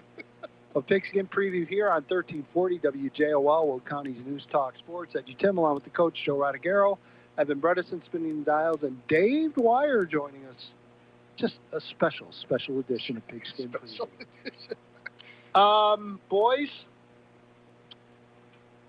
Player of the Year. Well, Coach of the Year. Go ahead, Joe. Okay. Read the winner. Well, we kind of split it up a little bit because of the classes. Yep. Because I think that's the right thing to do. Yep. So our Offensive Player of the Year, 5 through 8A, is Jonas Williams, hands down. Okay. Broke all the records. In the 1 through 4A class, Ryan Kettman of Wilmington. 2 no-brainers. I think so. Defensive Player of the Year, the bigger schools, 5 through 8, Dom Infeliz of Providence. We had a great year. Yep. And in the 1 to 4A, Zach Olin from Wilmington. Another great year, I two-way think starter. All those guys are well-deserved. Yeah, and like I said, Kepman could have easily been defensive player as well. Yes. Played great defensively all year. So That whole defense, I know Jeff has the defense. Their defense was... The Moran kid, 44, was really, really he's good. He's back next year, too. Is he really? Yes, Wow. he is. Yes, I believe... There's one of your wing backs right there, I'm sure. He played tight end, and then he played at outside linebacker position. Yeah. And he's big, and he's got speed. And he just... I loved how their defense worked, because every time that quarterback got out of the pocket and rolled, the linebacker to that side rushed in and forced him to throw the ball quickly. So, that young man is a very good football player. And the adjustments Jeff made, as he talked about, were very good, too. And, of course, speaking of Jeff, our coach of the year is Jeff Green. So, yeah, like I said, there's a handful of guys you truly could name every year, and he's in that elite group. There's no doubt. Again, he's 2 wins away from 300. He'll get there next year.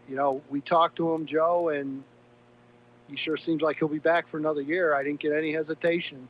I think whatsoever. I think he's in a good groove. Yeah, I think he is too, and he's got the right people around him who's been with him for a long time. That helps.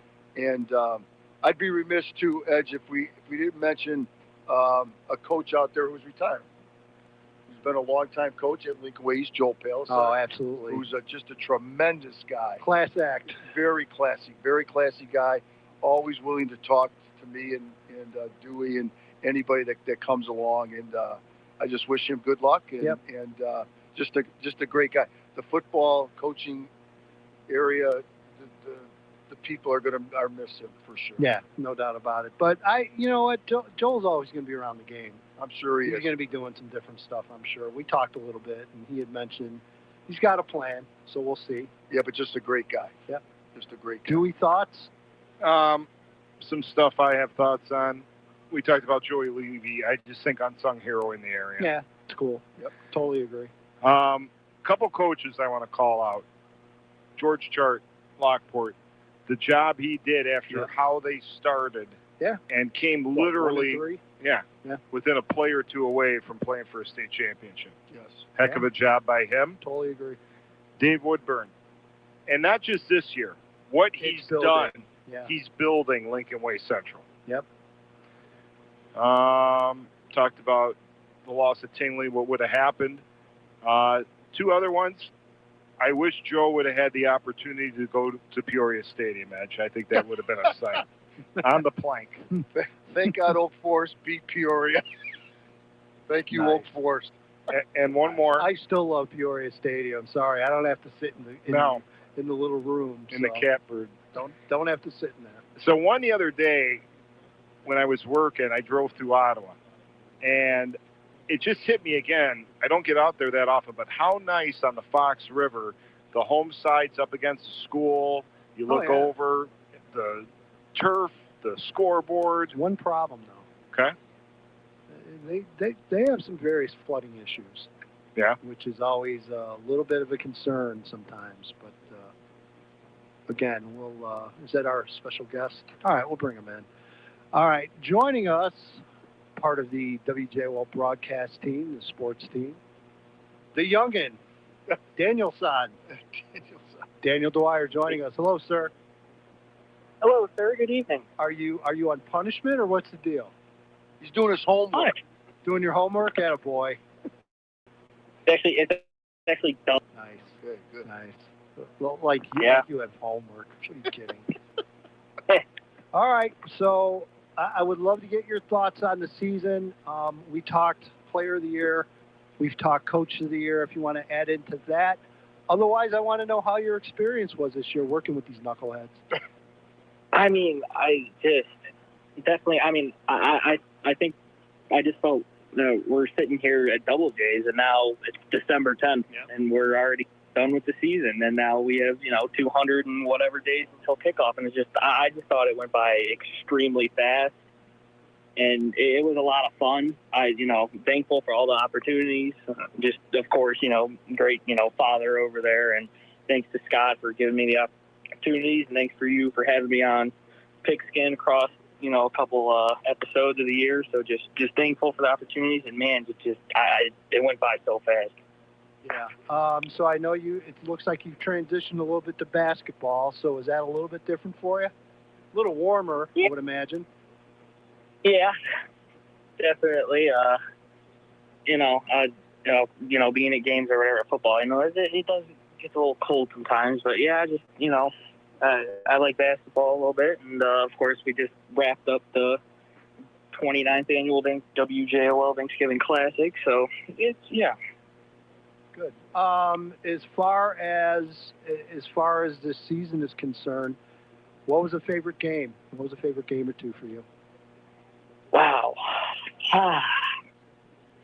Definitely. One of the runner-ups, I think, when of course you were there. I loved the Sandburg and Lincoln Way East game. I think that one was a tough one. That was more of a defensively played game. I thought that was a really good game. I wasn't there, but I remember the Morris and Wilmington game. I remember seeing clips of that. And definitely, of course, the one that just happened at state between Providence and Wheaton St. Francis. I mean, there's a lot to choose from, but just a lot of good games around our area this year. Daniel, I thought your favorite game of the whole year was the playoff game between HF and Lockport. That beautiful night that we had. Joe, why don't we here? You know what? We'll give you the phone, and I can be the color commentator. We'll put you out there in the rainy, wet conditions. And then you got my car. God, I hope we didn't drop the phone call. That'd be horrible if that happened. Oh, I think one of the best we're forgetting to mention was, Daniel, when Joe met his new best friend down in Wilmington, Willie the Wildcat. Oh, yeah. Well, Daniel was in that picture with me. Yeah. Oh, yeah. Tell you what, Willie was probably the warmest guy that night. So. No, I was pretty warm, too, but I sent Jeff that picture, and all he put down in his answer was perfect. Yeah. Hey, Joe, you know what? You know how you know it's the end of the year? There's not a baked good to be found in here. No. Not with Dewey here. That's a cold way to wrap up our season. Right, Daniel? Now with your dad here. Oh, yeah. Good. As a high school sports observer, as now a paid professional, which, believe it or not, you kind of are, but also as a high school student, how difficult was the loss to Mount Carmel, and how was the reaction around school? That'd be hard. It's a good question. I don't know. I think I kind of saw it coming. I mean, you see Mount Carmel, and of course, we saw, of course, during that Sandburg game and a little bit after that, questioning is Jonas healthy, and then the big loss was La Vista, which of course I was right there filming that one. We both were. I was starstruck for that one, and just when you lose your big offensive weapon like that, and Jonas's big number one target like that, I mean, it's kind of hard to keep winning games, especially against just a tremendous season from that football program in Mount Carmel, and just I think we saw it coming, but I mean, it was definitely silent around the school. Obviously, it was a tremendous season. Of course, you don't really get to walk around in the hallways, and you got a guy committed to the University of Southern California next to you all the time. Yep. But yeah, definitely silent around the school, and just, obviously, it was another good season for, Rob Zavonar, and of course, like you guys just mentioned earlier in the broadcast, and Joel Palisard. And it was another good season for LWE, but, of course, didn't end it, how we wanted it to. But, and of course, the Jonas era has ended, but it was a good run, and just, thankful for it all. Yeah, guys, when we start looking at 2026, it's definitely going to be one of the storylines going into the season. This could be most likely seems to be the final year for Z. Yes. That'll be a big part of the storyline, and as Daniel mentioned, no Jonas, no La Vista, and there's still a decent amount of returning starters coming back, though, so they're going to still be a good team. I just think it's going to be different. Yeah, they have more guys returning on defense than offense. Yeah. So, Mm-hmm. But again, we'll see how that go. Do you have a thought on Player of the Year? Well, I mean, I do agree with Joe. I think the right way to do it is you got to put it between classes. I definitely agree with Kevin for the 1A through 4A. That was, I mean, just, I was on the sidelines for that game. I was down there with good friend Steve Susi, and just seeing that kid, I was just like, oh my goodness. Ryan Chapman, you're talking about, right, Daniel?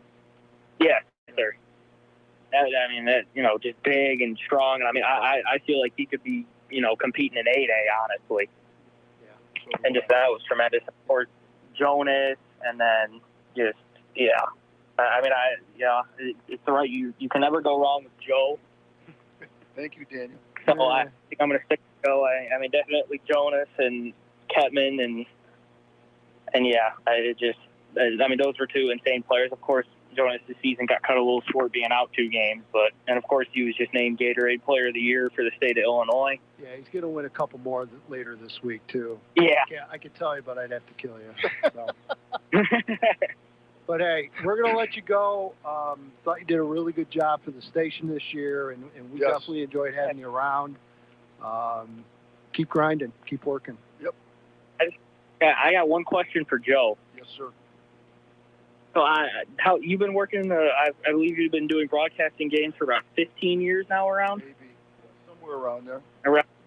I want to understand how you can do games sitting next to Dewey Dwyer every single Friday. You know what, Daniel? Might be the best question you've ever asked. It's a tough grind every Friday. It is. It's a tough grind. Going on pre-games 3 hours before the game. I mean, that's right. I just don't know how you do it. We should give you an award. Daniel, none of us understand it. Daniel, finally, at least somebody understands it, Dan. I'm glad you understand. Well, you wonder why we like him better than you. You've seen it all, right, Daniel? Oh, yeah. I understand the trauma Joe goes through. The trauma. Thank all you. right, well, I that appreciate being said, while you still have a father, we're going to let you go. All right, Daniel. Well, thank you guys for having me on. No Happy holidays. All right. Third guy, I'll see you tomorrow. Yep. All right. Daniel Dwyer joining us at 1340 WJOL. God, it's like a Godzilla movie. Part 2 is coming. No, do we all sense you got a really good kid there? You've got 2 very good kids. Yes. No, yeah.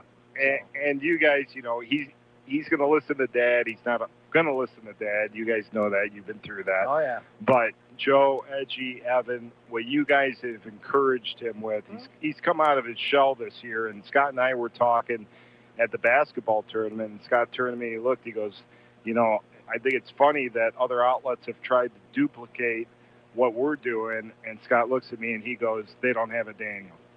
No, which is awesome. Yep. So, all right, we'll step aside. We'll come back one last final lap, as someone likes to use all the time. We'll go with that.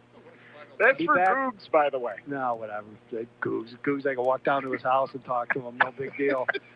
We'll be back. We got a lot of thank yous and people to thank and things like that. So please don't go anywhere. You're listening to the final edition of Pigskin Preview here on 1340 WJOL, Will County's News, Talk Sports. And when we come back, we'll tell you how you can see us. Oh, yes. On stage. Yes, for sure. We'll be back. It's football season, ladies and gentlemen, and that means game time. And just like your favorite team, you need the right defense. At the Drew Mormon State Farm Agency, located in Lamont and proudly serving the surrounding areas, we've got your back. From auto, home to life insurance, my team and I will help you make the winning play. And that's saving money while protecting what matters most. So don't wait for the fourth quarter. Switch today. Call the Drew Mormon Agency at 708-799-8020. Hi, this is Will County Sheriff Mike Kelly. You're worried about your loved one using drugs, maybe living on the streets or bouncing from shelter to shelter. Maybe they have already overdosed and need help getting into a treatment program or basic help with transportation or clothing. New resources are available through the Will County Sheriff's Department, from access to Narcan, treatment programs, post-overdose, or basic needs. Call 815-724-1404. That's 815-724-1404, or log on to willcountycoalition.com/CARI. That's willcountycoalition.com/CARI. Don't wait. Call or log on today. Funding provided in whole or in part by the Illinois Criminal Justice Information Authority. Points of views or opinions contained within this advertisement are those of the author and do not necessarily represent the official position or policies of the state of Illinois or the Illinois Criminal Justice Information Authority. At Abri Credit Union, we believe in supporting your financial goals. We offer 2 $1,000 scholarships to help ease the financial burden for 2 students, one graduating high school senior and one current full-time student enrolled in an accredited college, university, or educational program. The best part of Abri's scholarship is that winners are not selected based on GPA or financial needs. To qualify, applicants, parents, or grandparents must be members of Abri Credit Union for 3 months or more before the application is submitted. Apply online or by mail. Here's what you'll need: a complete application, your school transcripts, 2 recommendations, and either a short essay or a 60-second video. Show us your creativity. Don't miss your chance. Learn more and apply at IDmyway.com, powered by Abri Credit Union. That's IDmyway.com. Applications are due by or before midnight on January 31st, 2026. By member choice, this institution is not federally insured, but privately insured up to $250,000 per account by American Share Insurance. Just how good is Pure Talk's current deal for unlimited wireless? Well, you might say it's the deal of your lifetime. Because right now, for just $29.95 a month, Pure Talk is offering unlimited talk, text, and data for life. Not your phone's life, your life. This is Pure Talk's top-tier plan. It comes with a crazy fast 5G network along with a 30-gig hotspot. And at just $29.95 a month, there has never been a better opportunity to lock in a ridiculously low rate for as long as you live and save thousands and thousands of dollars along the way. This plan is normally $65 a month, but if you switch today, you will save over 50% every single month for the rest of your life. See what I mean? It really is the deal of your lifetime. Dial pound 250, say micro, offer ends 12/14. Some restrictions apply. Details at puretalk.com. 1 in 4 Americans have a disability. I'm one of them.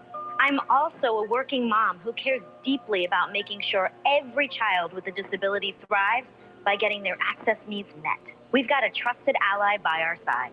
Easter Seals provides children and families the foundation for lifelong success through early learning programs, skills training, and prep for college and career. That's my Easter Seals. Make it yours. Join us at easterseals.com. Your official home for Joliet and Will County sports is 1340 WJOL. And welcome back. This is the final segment of the last edition of the 2025 Pigskin Preview here on 1340 WJOL, Will County's News Talk Sports. EDGYTIM, the coach Joe Rodriguero, Dave Dwyer, and Evan Bredesen running and spinning the dials and everything else. Joe, I'm sure you have some people you want to thank. Well, of course. I got a long list. Of course, Scott, our boss, you, Edge, Evan, Jen, Dominic, Dewey, and Daniel. Also the coaches in our area and the ADs for when I contact them for rosters and stats. And you were kind of a pain in the butt. So I know I am. Let's be honest. But what's nice is they all seem to like me well in front of me anyway. No, seriously. Knowing these coaches now for a while and actually teaching some of them, because I'm so old, and knowing them, coaching with them, it's a lot easier. And, of course, Drew Mormon and John Wright. Yep. And our callers and listeners, especially JCA Bob. Hopefully he's doing okay. Bob. The other Bob, Greg, our buddy from Tinley Park. Yep. Rita, our girl Rita, and of course Alex down in Bradley. Yep. Who Alex Acevedo. Yep. Good regular listener. Yes. Deb Rodriguero. Denise O'Halloran.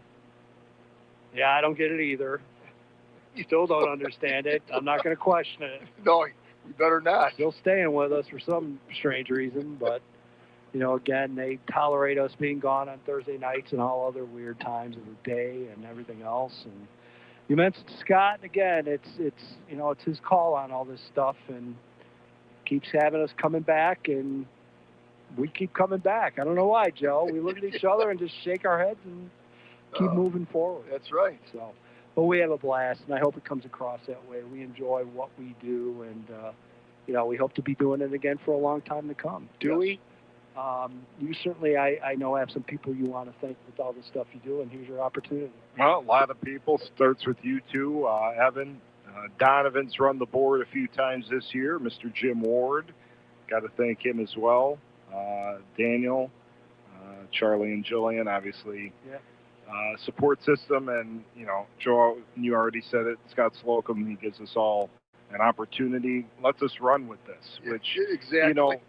There's letting people do things, and there's having a trust, and he has a complete trust in all of us, and it's been earned, but it's a credit to him. Yeah, there's no doubt about it, and again, it's we have fun with it, and as Joe said, and you said, we can't do it without the coaches, without them picking up on Thursday nights and putting up with our nonsense and everything else. And, yes. Again, I'm looking forward to 261 days from now when we're getting ready for kickoff and getting the season going. So it should be a good time. Should be another good year here. But, Joe, it's a good year every year. It sure is, especially because of the coaches and players and fans. And it's just a great area for football, and I'm glad I'm just a small part of it. Changes, we were kind of talking a little bit off the air. Obviously, we're waiting to see what happens with this playoff expansion. That's up for a vote. We don't know. We'll find out. I mean, the feedback I got from people wasn't exactly glowing or positive that it was going to pass. But then, depending upon who you talk to, you're hearing it might be a bit closer than it's been. So we'll see how that shakes out. It's you've got that. You've got public-private, which continues to be an issue. Again, don't think anything will happen this year. Maybe they'll go into another year and take a look at something. I'm not sure. But, guys, again, it's when it comes down to that, and we kind of alluded to it earlier, it's like a dog chasing its tail. You keep moving them up and down, and they're still going to fill in, and they're still going to win classes. And Seuss was right. If you expand the playoffs, and the Catholic schools there's going to be more Catholic schools in brackets. Yeah. And around later, I think. Yes. Yeah. Oh, I agree. Yeah. I agree. Yeah, no doubt about it. I'm already aware of one coach opening. I'm not going to say on the air, but it's in the area. Okay. You expecting any more of those, Joe? Off the top of your head? I mean, you look at teams that maybe didn't have great records, but this area is generally pretty stable. They give guys a chance to kind of earn their way there. I don't know if we're going to see too much of that. No, he mentioned Jeff as the dean. Yeah, the dean of the coaches, and talked about Z potentially next year being his last year. I can't think of Stakala, the head coach at Plainfield East, did a tremendous job this year with that team and making the playoffs. And I got a question for you that we're kind of doing this, and I was going to ask Seuss this, but we didn't have enough time. Is the mystique gone from East St. Louis? Yeah, I definitely. You mentioned that earlier, and I tend to agree with you. I think there's more to the book of how to attack them now. Yes. I think people really have a pretty good game plan going in, and how to give them a game. And again, it's one of those situations where, the last time they played a 4-quarter game was against IMG in Week 9. And then you get into the playoffs and you start blowing people out, and I think you get very comfortable, Joe. And let me tell, and you guys know this, or you weren't there, you were there. Actually, you weren't there. I was there. It was not, or no, you guys were there. Right, because Providence, the last game, you guys were on your way home. Yes. I saw the second half. East St. Louis was not calm in that game, from the beginning to the end. Whether it was the cold, I don't know what it is. High school kids being high school kids, whatever happened. Again, not making excuses, but it seemed like the longer you can hang around, the better opportunities you're going to have against them, and that's exactly what Fenwick did. They hung around. If you look at the stats, it was 2-1. It was like 2-1. I mean, they in East St. Louis, talked to those guys today, said they were very creative in how they shot themselves in the foot. Yeah. So kind of hard to argue with that. They definitely had some issues and some problems that led to them losing that game. But yeah, I think the mystique's gone a bit with East St. Louis, and I think now people, there's not that fear or intimidation that there used to be. So I think people are going to approach it differently. I agree. And you're talking about the playoffs, and the last was IMG, but when they come back and play in their conference, I did the stats. It was like 58 to 6. Crazy. Average. Yeah. I mean, it was just ridiculous. Well, we hear that with schools around here. We hear it with Lincoln Way East, and we hear it with others where the conference really doesn't do them much. I think that maybe a little bit of the case with East St. Louis too. But, we'll see what happens. I've been told, first of all, that conference is changing. They're adding, I think, 2 schools. Down south there? In the Southwestern Conference. So that's going to change the dynamic in that conference a little bit. I'm also hearing there's a possibility that the conference might become a little less class sensitive. So the moment they get an opportunity to go to 8A, they're going to 8A. That's where they want to be. That's where they want to compete. They want to be at the highest class possible. They want to regularly run into the Mount Carmels and the Loyolas and everyone else because in their mind, that's where they want to be. That's where they want to compete against the best. So good luck to them. But Joe, that's a possibility maybe a little bit down the line. We'll see. Evan, anyone you want to thank? I mean, we obviously, we've all done our thank yous, and we want to thank you for all your efforts. And people might not realize how much you put into this, and you and your wife, Jen. Yes. And don't flash me 5. I know how much time is left, okay?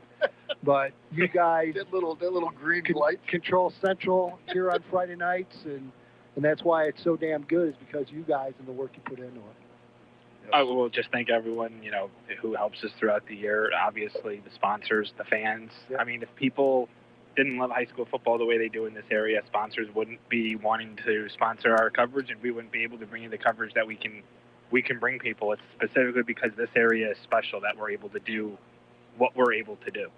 And so I'm just thankful for all the people out there that support high school athletics and support the support of high school athletics. I mean, you hear it with the coaches.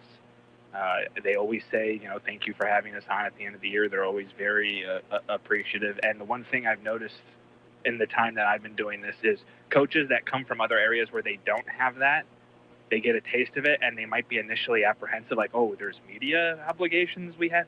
They very quickly fall in love, though, with what it is we do, because they realize that they have something most areas don't, which is constant coverage of their high school football teams, and doing it the right way, the professional way, and doing it in a way with people that love high school football. This is not, we've seen it.